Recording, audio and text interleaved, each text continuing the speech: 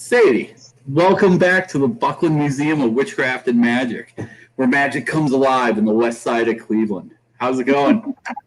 Going well, thank you. Good to be here. What's happened since the last time we hung out? Probably what, a month and a half ago? Well, the last time was summer solstice, right? Yep. And so in the interim, we had a virtual Starwood festival. And how was that?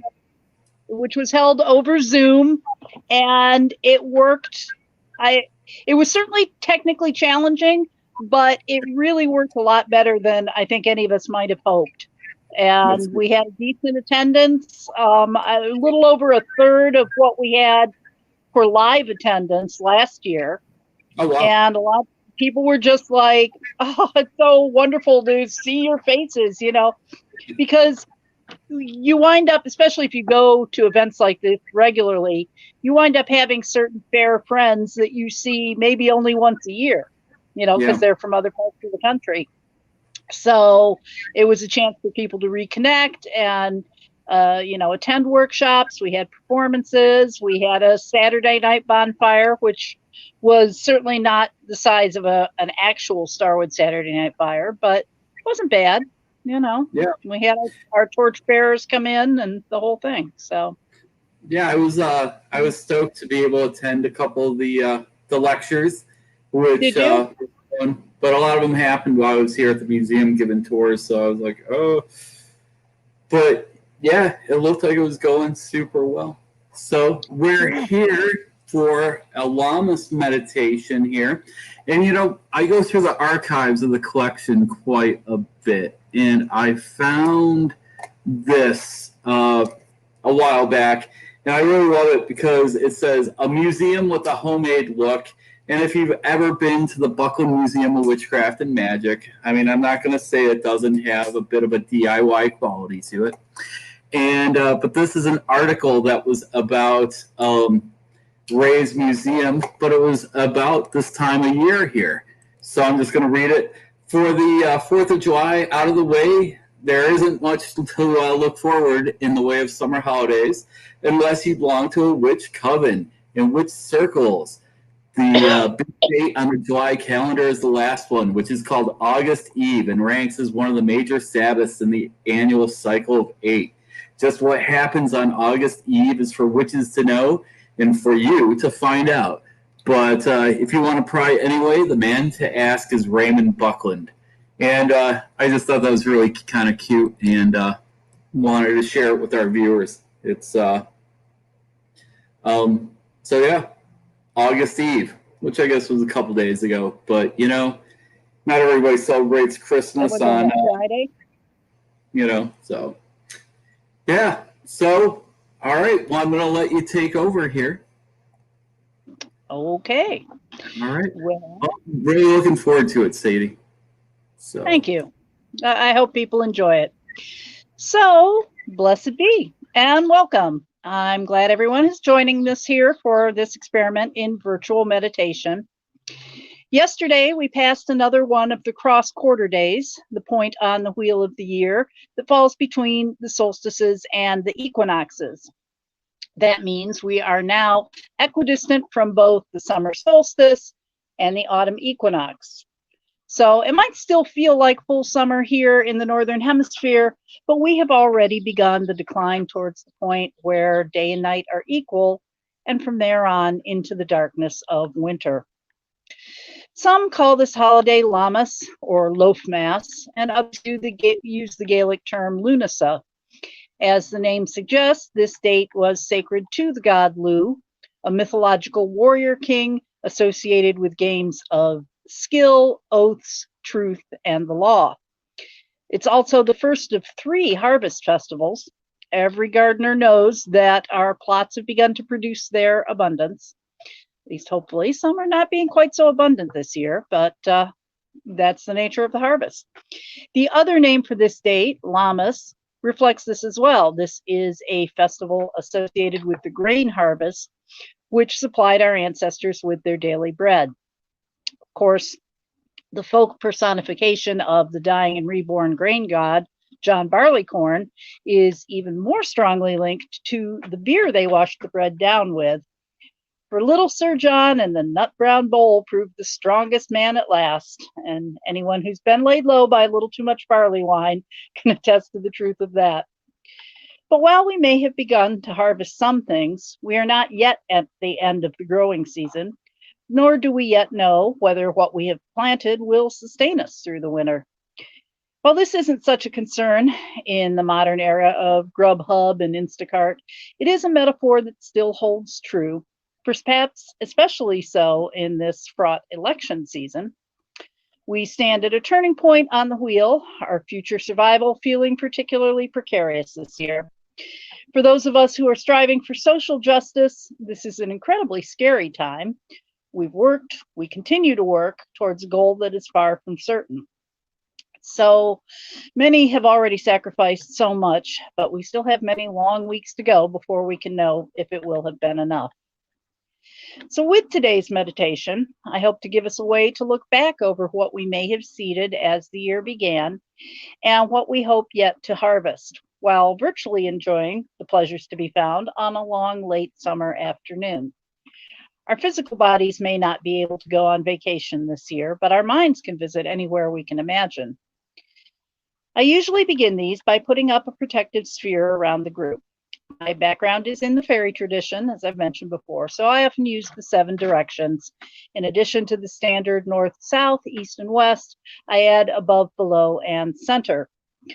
Since we aren't sharing the same physical space today, I'll just read a version of these, and you don't have to face them as we go, but try at least to focus your attention on each in turn. Are we ready?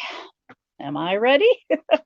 Okay, so let's begin by putting up a sphere that will hold all of us together here in virtual space, wherever our physical bodies might be. And we'll begin creating our sphere in the north. So, by ancient earthwork, fort, and barrow, at the midnight hour on the winter solstice, I call up castle walls and hobbit holes and rough-hewn timbers, the gifts of the material plane, the strength of foundation, earth to the ground. Join us now, if you will, in this sphere of creation. Turning to the east, by the piper at the gates of dawn, at sunrise on the morning of the spring equinox, I call up bursting crocus and hyacinth perfume, the clarity and wisdom of understanding, to speak to us in the tongue of wind. Join us now, if you will, in this sphere of creation. Turning to the south, with the passion of lovers at midday on the summer solstice, I call up lust for life, ecstatic dance around midsummer bonfires, the will, the passion, and the spark that heats our loins and brings a flush to the face. Join us now, if you will, in this sphere of creation. And from the west, with prayers for rain at twilight on the eve of the autumn equinox, I call up mystic insight from the rainbow's end, where the sky meets the sea and the space between the worlds is thin, the depth of compassion, the drink of dreamers. Join us now, if you will, in this sphere of creation. We look now to the above, with the diamond bullet of enlightenment from crystalline towers and iridescent spheres. I call up inner knowledge, the spiritual plane, the light of a fully expanded awareness, the endless reflection of a mirror looking into itself. Join us now, if you will, in this sphere of creation. And to the below, with the velvet cloak of endarkenment, from the 0 point, the void, the no thing that never was, I call up the endlessness of infinity, emptiness and stillness, the mysteries of the tomb and the knowledge of that which is not, the darkness on the edge of forever, the starless mire. Join us now, if you will, in this sphere of creation. And finally, from the center, with the multifaceted gem of reflection, from that central point round which all else resolves, I call up the all that is, the calm at the center of the storm, the line between the yin and the yang, unity and the reconciliation of all opposites. Join us now, if you will, in this sphere of creation. The sphere can be seen as a protected space, large enough to hold us all within, keeping us safely together. And as this stream is potentially visible to anyone, anywhere on the planet, let's visualize this sphere as encompassing the whole of Mother Earth, holding us all, warding off that which threatens, even if only for a little while. Each of you is assisting with this sphere, holding it up with your presence here with us today or any future time when you may see this. We are co-creators of this reality. And so for a time, we're going to envision a safer, saner, healthier world together. So I'd like everyone to make sure that you are sitting comfortably with your back as straight as possible. The spine is an energy channel for your nerve impulses and your chi, but it's also a divining rod that connects you through your chakras to the world around you, of which we are still all a part. We are in the world as cells are in a body. And if you haven't already, I'll ask you now to close your eyes and begin breathing slowly and fully. Feel your breath circle in, moving down and through you into your lungs and your belly. With each breath you take in, you feel yourself becoming more relaxed. As with each breath you breathe out, more and more stress, tension, and everyday cares are leaving you. And as you relax and begin to settle more, feel this energy that is flowing in move further and further into your body, pushing through any blockages, moving down your arms and out from your palms, as it moves down your legs and out through the soles of your feet. Even further now, moving down your spinal column, down, down, seeking the earth beneath us as the roots of a tree seek water below the soil. Feel your roots spread out below you, seeking that nourishment, that connection. And as you do, notice too that despite the physical distance of our bodies, your roots begin to encounter others, roots put out by others in this virtual circle, on and on. Feel your roots reaching out to each person who is tuned in here with us, entwining and nestling together. Our roots are forming their own circle below us, connecting us all inside our protective sphere, rooting us in the earth that supports us and is our home. Draw in another breath now, a new breath, one that is moving upward.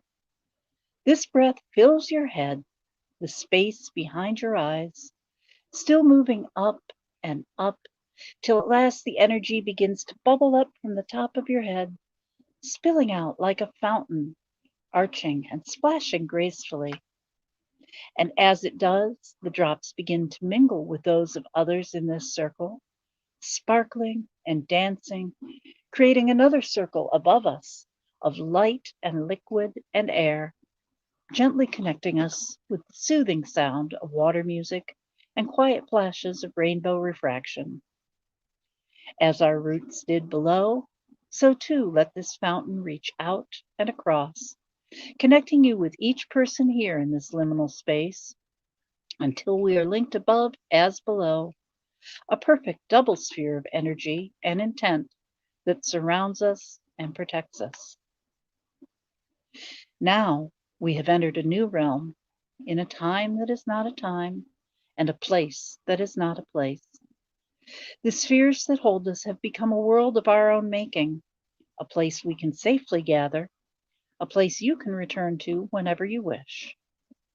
And so, in your mind's eye, I'd like you to envision yourself sitting beneath a tree, very like the one that roots you to the ground and opens you to the sky. The trunk behind you is broad and sturdy, the leafy branches reaching up and out in a wide circle above you, the roots thickly knotted and providing space in between which you find yourself comfortably seated. Take a moment to appreciate this tree, its protective shelter, its ancient marriage to the ground below. And as you look around, you see that while this tree may or may not stand alone, it is clearly the elder guardian of this land, as far as your eye can see. You stand and stretch, looking outwards, though the shade cast by its boughs fall in a wide circle. Beyond it is an open and sunny meadow full of native grasses and wild flowers. You watch as a butterfly comes into view, dipping to sample first one bloom, then the next, before flitting up towards the branches, and then down again, directly in front of you. You hold out your hand, a finger outstretched, and it lights, flexing its wings, slowly for a moment, so that you can fully appreciate their shape and color.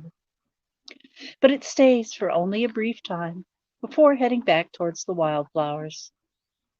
Having nothing better to do on this summer afternoon, you decide to follow, watching as it meanders across the field in a merry dance that nonetheless leads you clearly onwards. You haven't gone very far before you see that the wildflower meadow in which you found yourself soon gives way to a more conventional field, now cut low and golden in the afternoon light.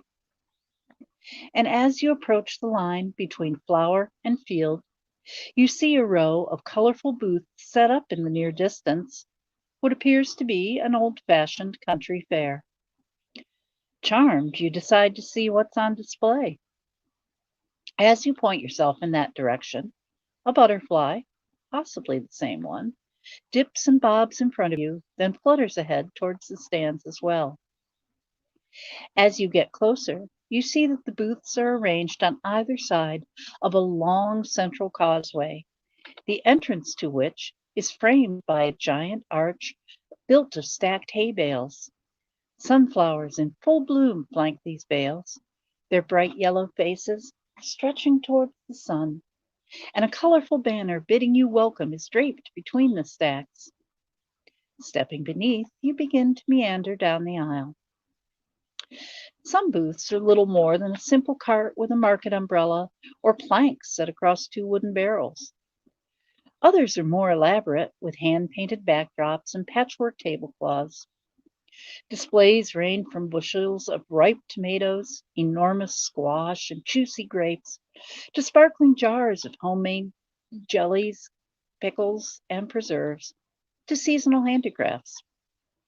You would stay and browse, but others here seem headed in a particular direction, down the causeway towards some specific destination.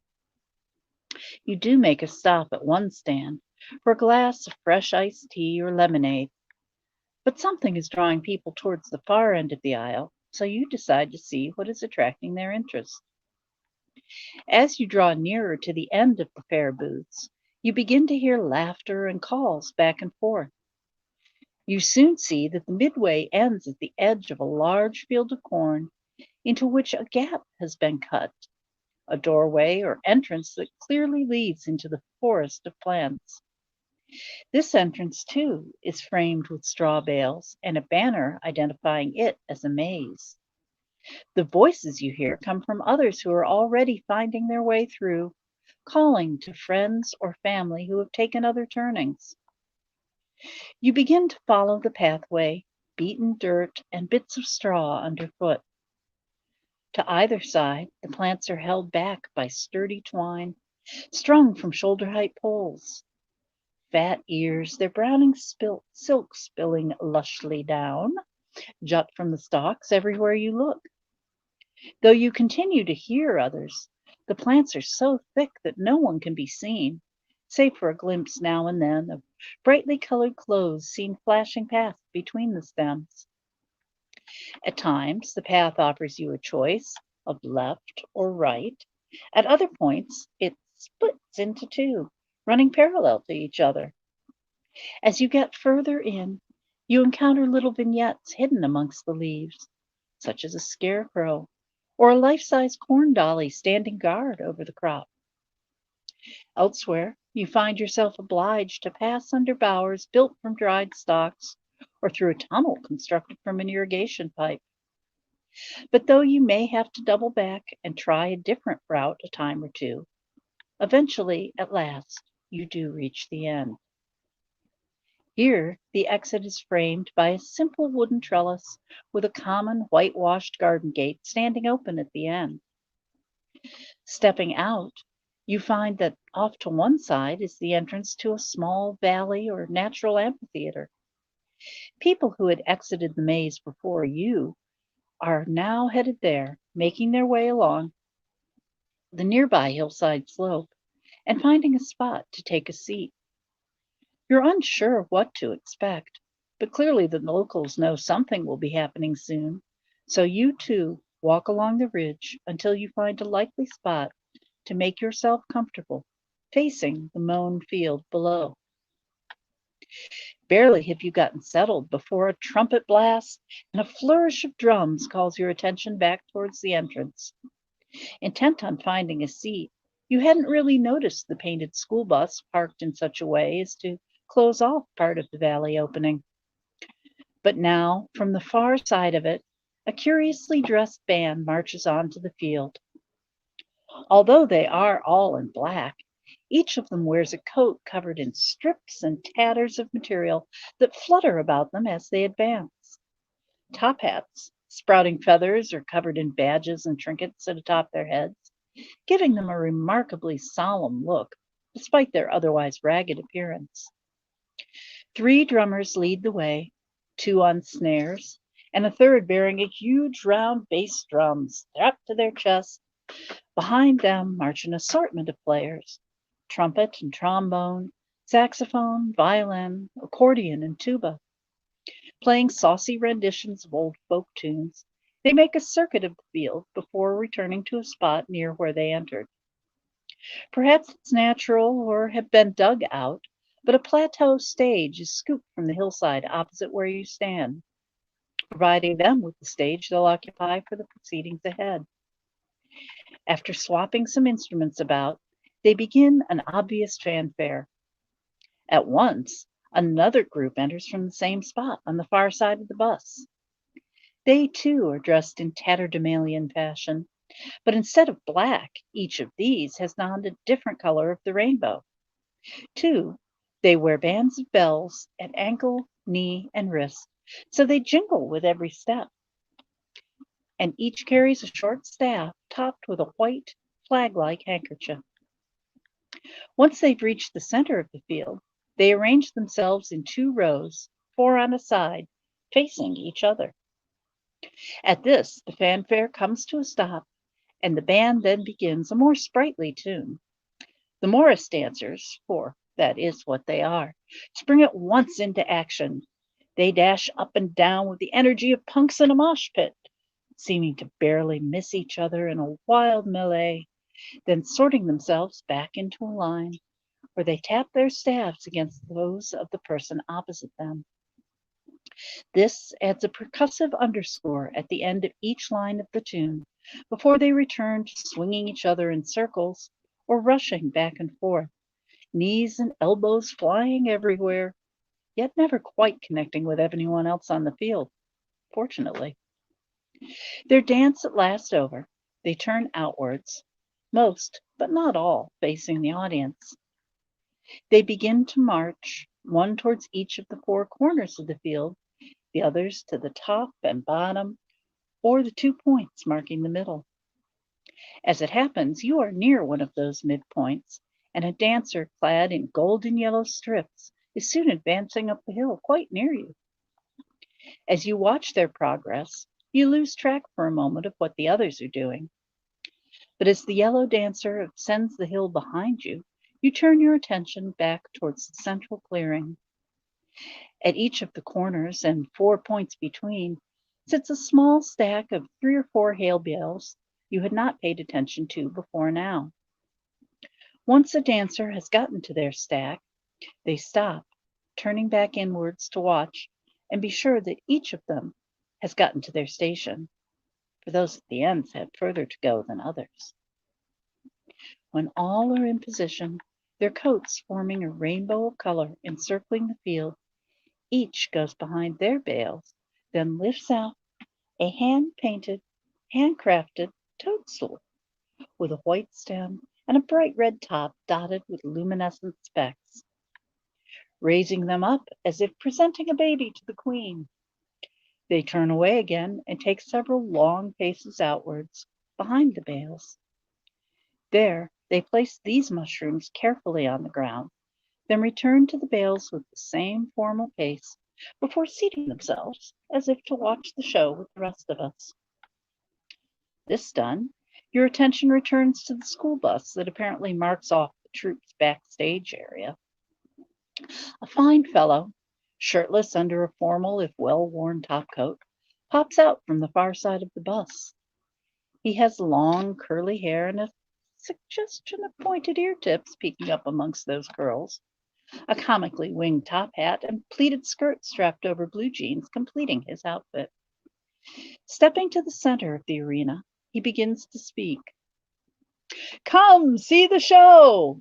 Well, you're already here, I guess, and have no choice. For here you see, and with this, he points to the mushrooms placed around the perimeter.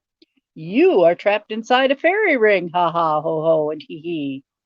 I am Mercury, messenger of the gods, though known to others as Hermes, Thoth, or Odin, and my fabled troupe, a fairy band, is here to spread wonder across the land. Youth may come and age may go, but no more circuses like this show. He bows deeply towards the assembled crowd, backing off towards the band platform as he does so. Joining them on their grassy stage, he picks up a guitar and joins in as they begin a new tune. This is a pretty little melody whose sweet strains make you think of a perfect springtime morning. From behind the school bus, two enormous puppets can be seen rising up before coming out around it and onto the field. One is clearly a woman, her peaceful, smiling face nodding to the crowd as she emerges, her arms spread open in welcome, her flowing dress painted with flowers. The other is her consort, his hair flowing free, a beard wreathing his chin, torques wrapped about his upper arms, and a long, long swath of plaid kilting his waist, then coming up to drape over one shoulder. These two advance slowly down the field, as each has a handful of white-clad operators beneath, directing them to nod or wave. The Lord and Lady come together on the field, their faces tipping forward for a kiss, their arms closing about each other before opening back up and moving to stand on either side of the band on the far hillside. This serves as a cue for a new group of performers, a dozen or so dressed in black t-shirts and simple black cotton pants, each wearing a headdress with 2 or 3 large green leaves waving in the air above them. They march out 2 at a time, then form rows, moving down the field in formation until they reach the center. Once in place, the music comes to a stop, and they all first kneel and then bend forward so that they are prostrate against the ground, now appearing as a neat little plot of corn shoots growing in the center of the field. The Lord and Lady puppets step forward, raising their hands in blessing above the new crop before returning to their watchful positions. From behind the bus comes a stilt walker, dressed in coveralls and a wide-brimmed straw hat, easily recognizable as a farmer. They carry an oversized watering can, which, when tipped over the heads of the waiting shoots, releases long silver streamers from its nozzle. As this water flutters over each section of the little garden, the shoots raise their heads and return to a kneeling position, giving the effect of growing a little as they do so. At the same time, the large puppets behind them raise their hands from a resting position up towards the sky, as if encouraging the little seedlings to grow. The farmer makes a second circuit around the plot. This time, the watering can brings the corn plants to their feet, standing tall and raising their green leaves towards the sky. The Lord and Lady rejoice at this, clasping their hands in front of them, perhaps as benediction. On a third pass, the farmer's attention causes those portraying the plants to reach behind them, raising a stalk previously hidden in the back of their shirts so that a golden tassel of grain can be seen emerging. It rises up behind each performer's head, taking its place among the green leaves they already wear as crowns. The audience breaks into a cheer at this. The effect is clever, and it gives the appearance of a ripening field, exactly like those that no doubt lie in every direction from where you sit. The farmer retires towards the bus at this, while the lord and lady advance to make their own circuit around the successful crop. Having completed it, they once again embrace, and the band begins a new, more sweetly melancholy tune. Once again, the giant puppets slowly embrace each other, yet this time the music suggests they are making a farewell. The lady moves back while the lord begins his advance towards the waiting field. The corn plants begin to sway, nodding their heads from side to side in time to the music, then at a cue, each taking a step out from the position that they had held. Some move forward and others back, so that a space begins to open in the center of their symbolic plot. They repeat this gesture several times until an opening has been made large enough to hold the Lord of the harvest. He advances among them, waving his hands above their heads of grain and leaf, blessing each as he moves amongst them. When at last he reaches the center, the music shifts again, this time becoming even more mournful. At that, the farmer returns towards the field, but instead of a watering can, this time they hold an enormous gold-colored scythe. The farmer too enters into the field until they are in the center of the space along with the god figure. The music reaches a crescendo as the farmer raises the scythe in both hands, then lowers it in slow motion towards what would be the knees of the giant lord. When contact is made, the music abruptly stops, and the farmer steps out from amongst the plants as the figure of the harvest lord begins to crumple towards the ground. The giant lady, meanwhile, raises her hands to her eyes, perhaps not wishing to see her love brought low. The face of the Lord is lowered towards the ground, the puppeteers bringing each part of him in towards the center. As they do this, each of the corn plants removes the sheaf of grain from their crown, holding it in front of them. When at last the Lord has fallen, they step in unison back towards the center, taking turns to lay their offering of grain atop his fallen body. The lady then steps forward, raising her hands above all, then beckoning the corn plants to gather in under her skirt. At the same time, the body of the Lord is processed away, his face still lowered towards the ground, as he is carried off stage and out of sight. The music picks up again as the lady lowers her hands, bringing them over her midsection. When she opens them out again, the former corn plants emerge from beneath her skirts, their leafy crowns replaced by hats bearing oversized loaves of bread. The audience cheers even louder at this, knowing it symbolizes a harvest secured against the want of the wintry season to come. The freshly baked loaves begin a dance in front of the grain goddess, bowing to each other and passing, then turning to form a square before repeating the figure.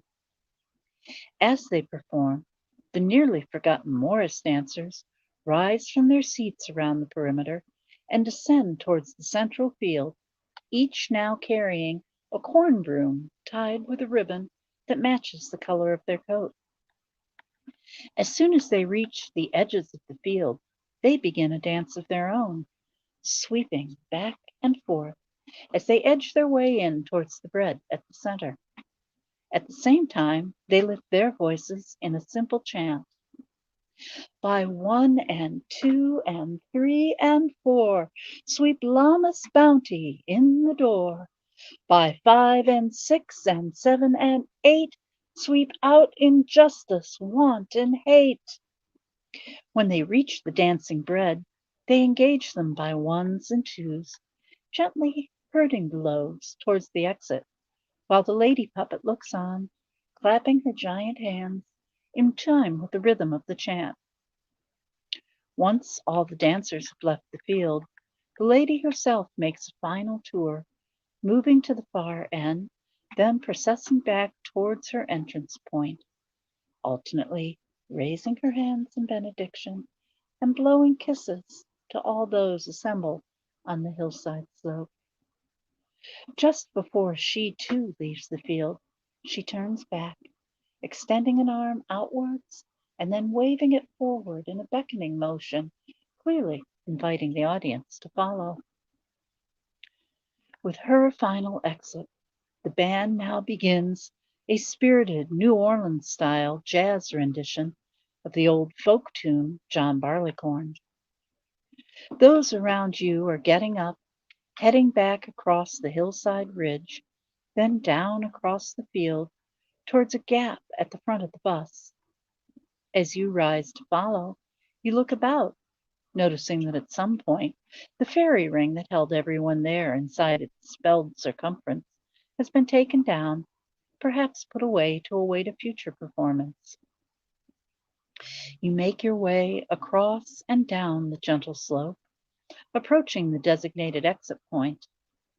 On the far side of the bus, you find the rainbow-colored Morris dancers waiting, handing small pencils and pieces of rough, handmade hemp paper to each person as they leave. "What have you sown?" asks one. "What do you hope to harvest?" From the other side comes the question, "What do you fear? What would you winnow or burn away?" Notice, as you pass, which side you receive your paper from, which question you are being asked. Just past where they are standing, people are filing along aisles created of twine and rough-hewn posts. You cannot quite see what everyone is queuing for, but as your only other option is to duck under the ropes and into the performers' backstage area, you too begin to move along towards an unknown destination. The line moves fairly quickly, however, and it is not long before you are approaching a shed built from weathered planks. As you get to the point where the line lets out, you see that the rest of the Morris dancers are waiting there, holding large baskets labeled Hope and Fear. You see that people are writing down an answer on the paper they were given, then depositing their replies into the basket on one side or the other. Take a moment now, as the line brings you closer to the end, and answer the question you were asked. What do you hope to gain this harvest season? Alternately, what would you weed out from your life and discard? Write your answer down, folding the paper if you like, so that no one but you may know.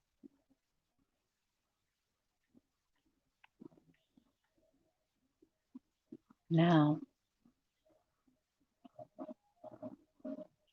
step toward the basket, collecting either hopes or fears, whichever is right for you. Place your answer within.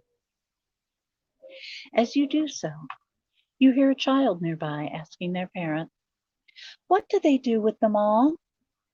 You wonder this as well, and so strain to catch the reply. "All the hopes will be planted in the lady's flower bed so that they can grow strong," the parent replies. "And the fears will go in the center of tonight's bonfire, passing away with summer's end." Having done this, you approach the long wooden counter of the shed. There, the black-clad corn plants, turned loaves of bread, are handing out slices of the latter, topped with a tangy green spread. You accept a piece and bite in, finding it a delicious, chewy sourdough, perfectly set off by the pulverized garlic that tops it. At the end of the shed is a large barrel for collecting the pencils, and you drop yours in as well as you pass by. Reaching the far end of the shed structure, you note that around the back side of it seems to be a tavern of sorts, with an open-air seating area stretching out beyond. Many of the adults from the hillside are drifting in that direction, no doubt off to enjoy another fine product of the local grain harvest. You are tempted to join them, but the sun is already lowering in the western sky, and you decide not to chance trying to find your way back after dark.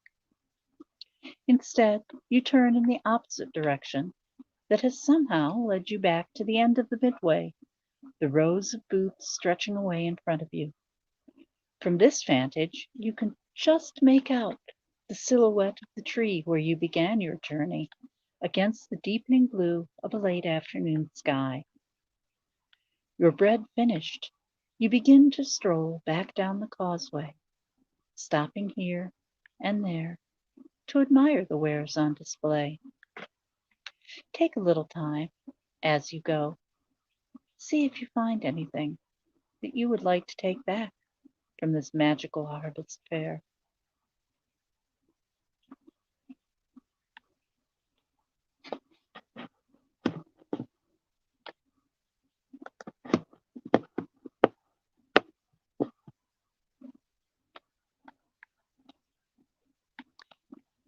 And as you wander back along the vendor's aisle, you consider the myth behind the lovely pageant that you saw play out on the field. Spirit could be seen literally manifesting in matter, then enacting a divine sacrifice that keeps the wheel moving ever onward. Two, this was not a solo act. The Lord went quite directly into the crops, most of whom contributed to his passing. The effort to move the puppets required a communal effort, as did the baking and the distribution of the sourdough bread. The whole event serves as a reminder of how much more we can accomplish by working together, one with another. Two, the small ritual you participated in with the rainbow-clad dancers was not only communal, but another reflection of the harvest theme. In order to eat the harvested grain, the farmer must remove the chaff. The dancers asked all who passed by both what harvest they hoped for and what chaff they would discard. No matter which question you answered at the time, the other applies as well. As you pass the last few booths, you consider the second question. What harvest do you hope for? What useless things are you ready to discard? This year's metaphorical seeds may already have been planted, their growth shaped by the stars, and particularly some of the slower moving generational planets. Our crop this season will likely be very different from what we may have expected as we moved out of the shadows of the longest night. Yet our care and nurture may still produce something that nourishes our soul. Thinking of such matters, you scarcely notice that you have passed back out through the hay bale entrance arch and are now ambling across the freshly mown field that lies outside the fair boundaries. Perhaps this very field produced the grain that went into the bread, you realize, and you offer a small prayer of thanks as you cross it. As you finish, a butterfly crosses in front of you. Surely not the same one as before, though it does seem to be making its erratic way back towards the same tree where your journey began. Reaching the border where the field gives way to the wildflower meadow, you look towards that tree, now silhouetted against the dark sapphire sky. And as you retrace your steps towards its welcoming shelter, you notice first one, then another, then many little lights. Fireflies settled amongst its branches are waking in the twilight and signaling to the world, "Here I am here." and each replies to the others around them, "Yes, I see you. We are here together." Settling yourself back into the same comfortable spot between this grandmother tree's enormous old roots, you repeat their message back. "I am here. We are here together." You recognize consciously, as the fireflies do instinctively, that the collective of all of us together is both what contributes to our general harvest and what will see us through the dark months still to come, together. With that word on your lips, you close your eyes for a moment and then reopen them, your real physical eyes now, to find yourself where you started, knowing that even as we are necessarily distant from one another at present, our minds are together, our wills united in a wish to reap a joyous and bountiful harvest for us all. So with that, let us take a moment to thank the Center for holding a presence in the sphere of creation and providing the point around which all else revolves. Go if you must, but stay if you will. Hail and farewell. We thank too the below, whose presence in this sphere of creation has provided the nothing from which all arises. Go if you must, but stay if you will. Hail and farewell. Our thanks to the above, whose presence in this sphere of creation has provided the light of awareness that blooms in all our hearts. Go if you must, but stay if you will. Hail and farewell. We thank the West, whose presence in this sphere of creation has provided us the primordial experience and essence of love. Go if you must, but stay if you will. Hail and farewell. Our thanks to the South, whose presence in this sphere of creation has provided us the energy and inspiration to carry our gifts into the world. Go if you must, but stay if you will. Hail and farewell.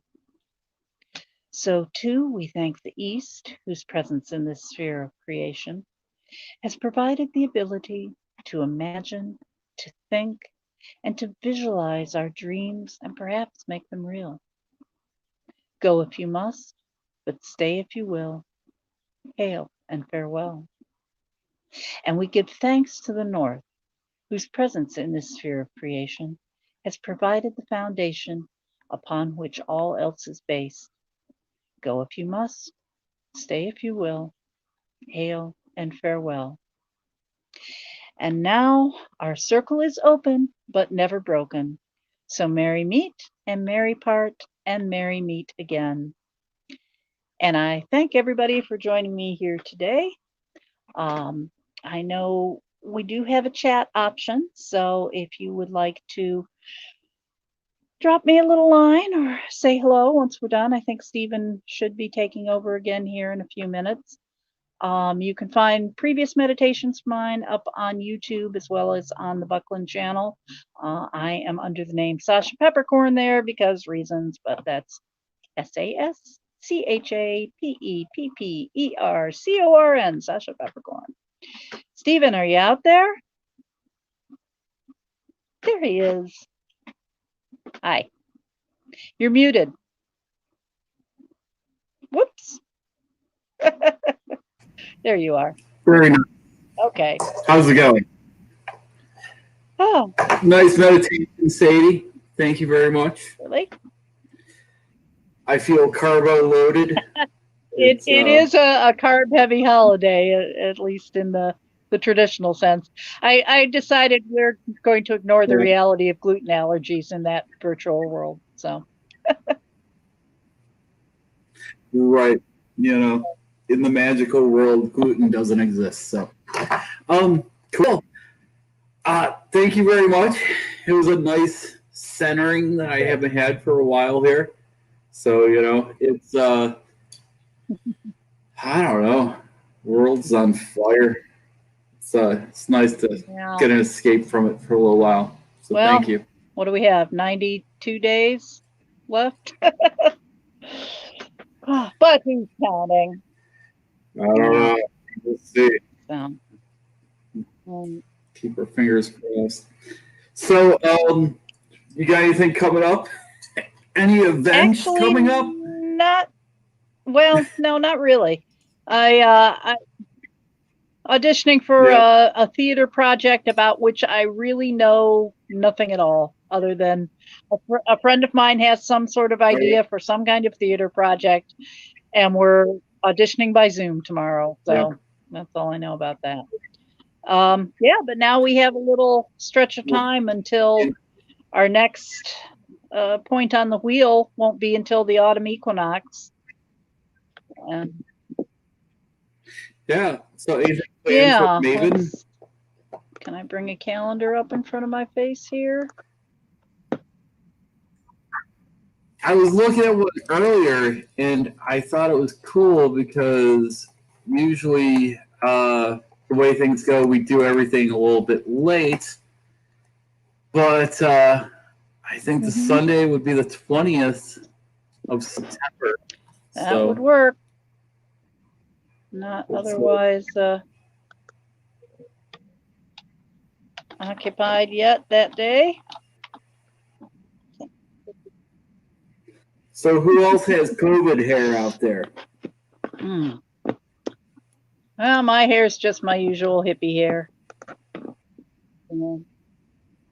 Yeah.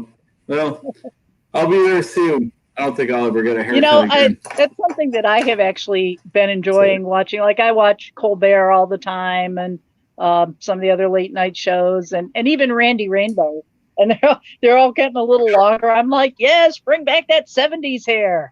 I am all about it. That's it. Yeah, I'm there soon. It's like, I don't know. My back doesn't seem quite to be going as fast as the front is, but is it long enough to pull back yet, or not quite? So, it's gonna take a long time for that. But it does. I'm gonna have my first ponytail ever. I'm pretty excited about it. So, yeah. I usually cut it right before it gets to that point. So, like the 3 times I've ever grown my hair out. Yeah, so. I've only had mine cut short twice in my life. Once in 3rd grade, and once as an adult. And I went, no, that's not right for me. I just like it. How did you pull that trigger? How were you like, I was just gonna cut it all off as an adult? Like, do you remember what the spark was? Well, I know I had cut it. You were actually talking Page Boy. I had cut a little Page Boy one with short bangs. And then all I know, that was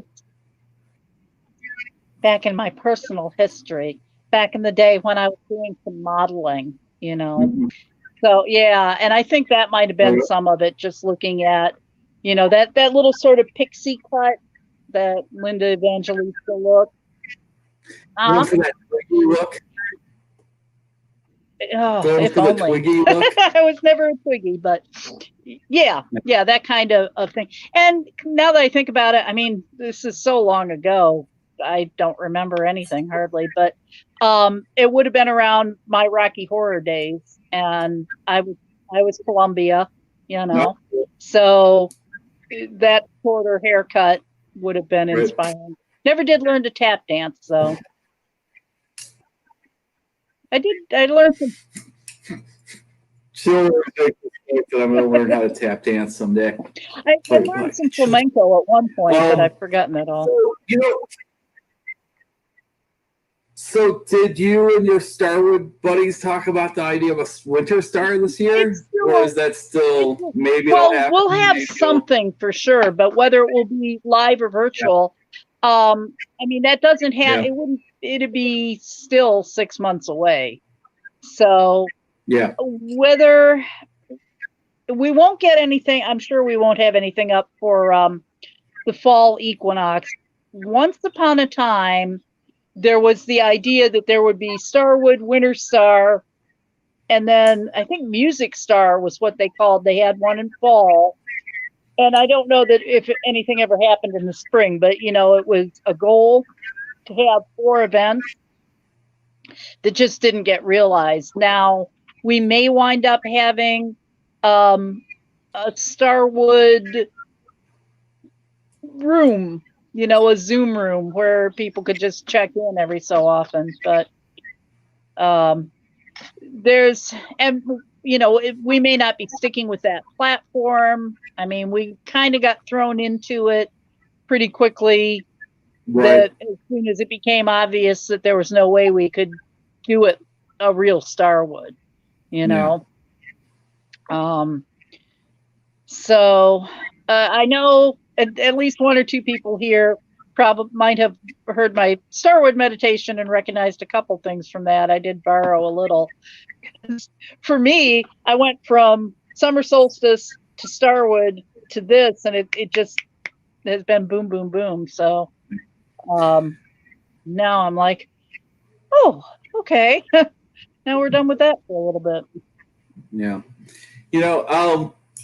I was just looking at some numbers earlier today, and it looks like Ohio is still on the rise, which I find kind of frustrating. And, it's just, I don't know, wear your mask. Come on, let's get around this. I had somebody get kind of intense in the museum yesterday. It's like, dude, come on. Let's be part of the winning team. So state mandated, whether you like it or not. Yeah, I got a new one. I think I'm going to start collecting them.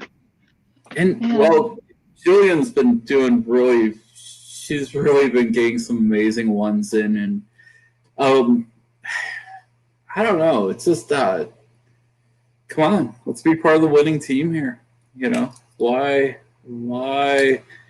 lose? And it's just, I don't know. Well, it's that individual. Nobody's going to tell me what to do. I'm going to go it alone versus the collective. And I'll tell you that guy.